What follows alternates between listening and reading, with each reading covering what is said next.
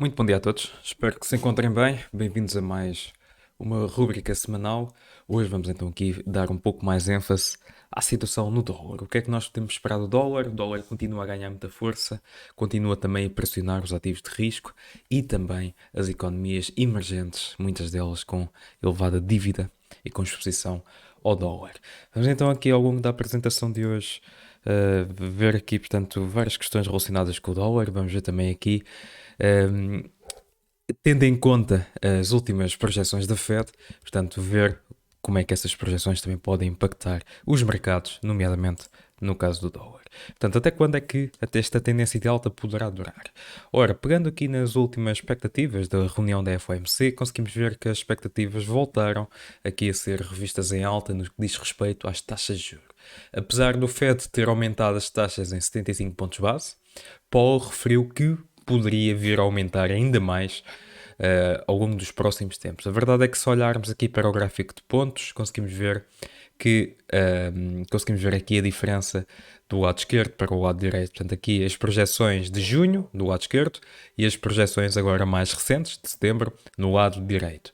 Se formos aqui focar-nos mais na parte das projeções atuais, portanto, conseguimos ver que se espera que as taxas de juros nos Estados Unidos possam atingir a marca dos 5% em 2023 e podemos ver também que o período de maiores restrições poderá prolongar-se mais do que se esperava. Portanto, espera-se aqui agora, segundo estes últimos dados, segundo o gráfico de pontos, conseguimos ver que pelo menos poderá durar até 2025, mais tempo do que era suposto, mais tempo do que era previsto em junho, por exemplo.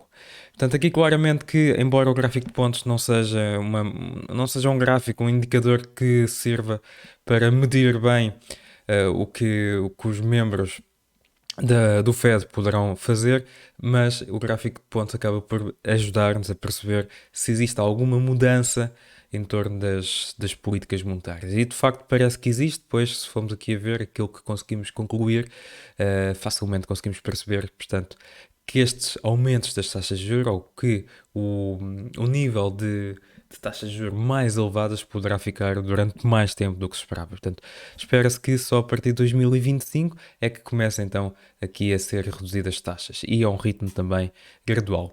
Outro ponto que é importante rever aqui e ter aqui em nota é que, portanto, em comparação com as últimas projeções, conseguimos ver que apontava-se para taxas um pouco acima ou ligeiramente perto dos 4,5% e neste momento estamos quase nos 5% para 2023.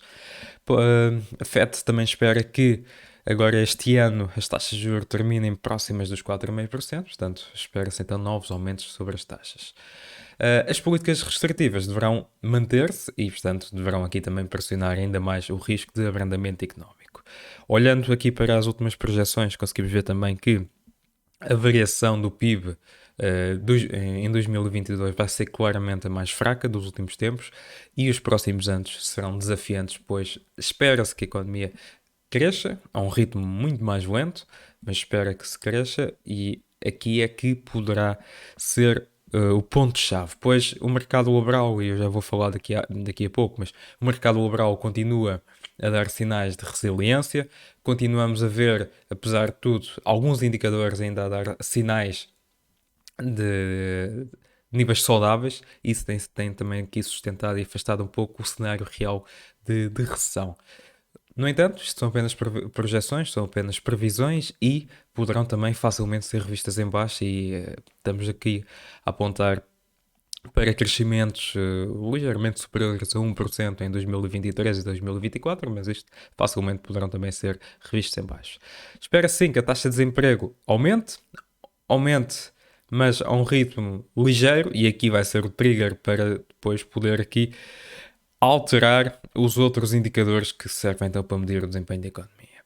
No que diz respeito ao indicador PCE, espera-se que este se diminua drasticamente nos próximos anos, portanto aqui a refletir também as consequências da inflação.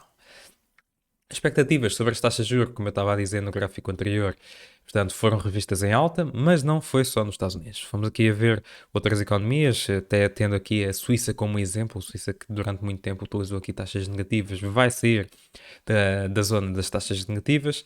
E reparem aqui, em comparação com, portanto, com o gráfico linear e com a linha a tracejado, conseguimos ver que, portanto, tanto no euro, tanto na Suíça, tanto também nos Estados Unidos, todas estas projeções acabaram por ser revistas em alta e, portanto, todos os bancos centrais começam então a aumentar as suas projeções sobre as taxas de juros, portanto, aqui para fazer também face à inflação. Paulo voltou a frisar que o mercado laboral continua a ser um ponto essencial para que o Fed mantenha as políticas restritivas e continue a aumentar as taxas de juros.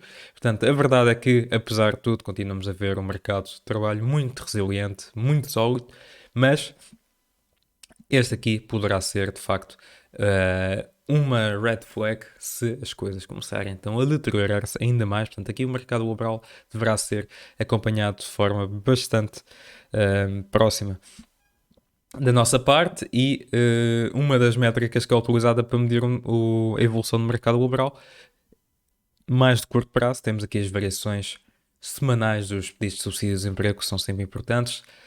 Os dados têm surpreendido pela positiva, mas lá está. É importante aqui acompanharmos ao longo dos próximos tempos. No que diz respeito à posição do dólar, portanto, o dólar está 10% do nível que estava durante o pico das dot-com, portanto, da bolha das dot-com.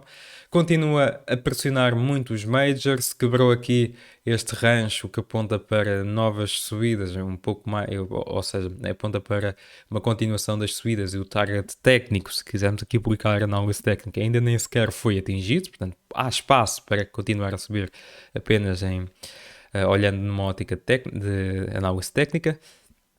Continuamos a ter outros pontos que continuam a ser também fundamentais e que poderão aqui ajudar a decidir qual a próxima trajetória do dólar. Que temos a questão da guerra na Ucrânia, a crise energética na Europa e temos aqui o facto de o Fed continuar determinado a combater a inflação através ou por via dos aumentos das taxas de juros, o que acaba por favorecer a moeda. Mas claramente que a posição do dólar não é favorável, muito menos aos países emergentes, que podem vir aqui a atravessar um período ainda mais difícil do que têm atravessado até o momento. Olhando para o par euro-dólar, comparando aqui fundamentais e o sentimento, conseguimos ver então que no que diz respeito às yields alemãs e a 2 anos, tanto na Alemanha como nos Estados Unidos, estão praticamente no mesmo nível de correlação. Se olharmos aqui para a diferença das yields, portanto, para o spread a 2 anos e a cotação do euro-dólar, conseguimos ver que a divergência está a aumentar cada vez mais, ou seja, que isto aqui aumenta a chance de o euro poder vir a recuperar muito em breve. Portanto, aqui a ser, de certo modo, a dar aqui alguns sinais positivos em relação à cotação do euro, tendo aqui apenas em consideração a atual divergência. Por outro lado, se olharmos para as condições financeiras, não favorece em nada as equities e pode voltar a reforçar então o dólar americano. Olhando aqui para a correlação que existe entre este indicador e o S&P, conseguimos ver que há espaço ainda para novas quedas no lado do S&P.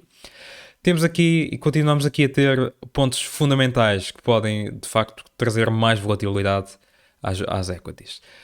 O risco real e o facto de podermos vir a ver indicadores que apontam mesmo para uma desaceleração mais intensa no lado da atividade económica, os fortes aumentos das taxas de juros e também o início do quantitative tightening, que até então não tem sido levado com muita seriedade e na verdade nem sequer não tem sido uma aposta muito grande pelo Fed, pelo lado do Fed. Porquê?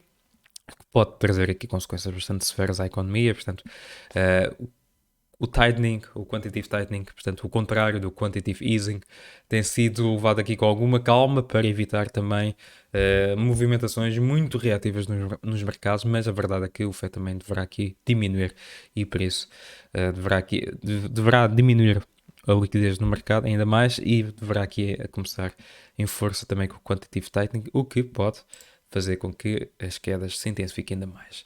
Olhando aqui para o sentimento de mercado, apesar de tudo, apesar dos riscos que aqui mencionámos, se olharmos aqui para o sentimento em baixo, conseguimos ver que o índice está cada vez mais próximo de começar aqui a dar sinais de uh, bullish, dar sinais bullish. Portanto, aqui é um ponto importante para reparar. Apesar aqui das quedas e olhando aqui para o indicador, podemos perceber que existe a possibilidade, se calhar a médio e longo prazo, começarmos a ver uma possível recuperação. Reparem aqui neste caso, portanto, estas linhas a vermelho marcam as zonas onde o indicador chega aqui ao ponto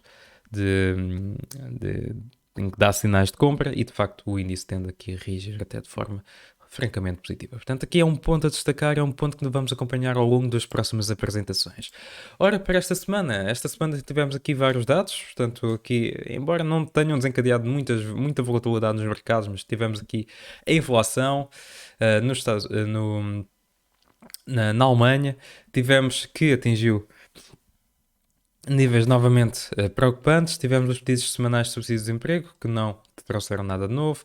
Tivemos aqui o índice de confiança do Conference Board. Tivemos aqui o índice que mede o clima de sentimento no mercado alemão, do Instituto IFO, que voltou a mostrar sinais de deterioração no sentimento. E para hoje, temos aqui, eu acho que aqui poderá ser o indicador mais importante para o dia de hoje.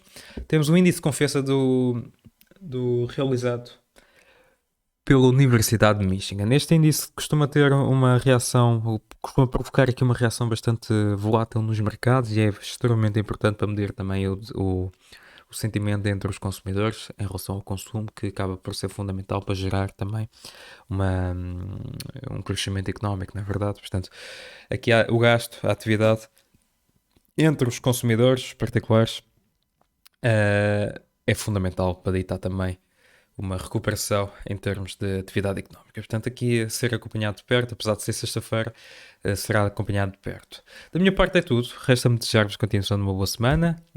Vemo-nos então na próxima semana. Bons negócios a todos e também um bom fim de semana.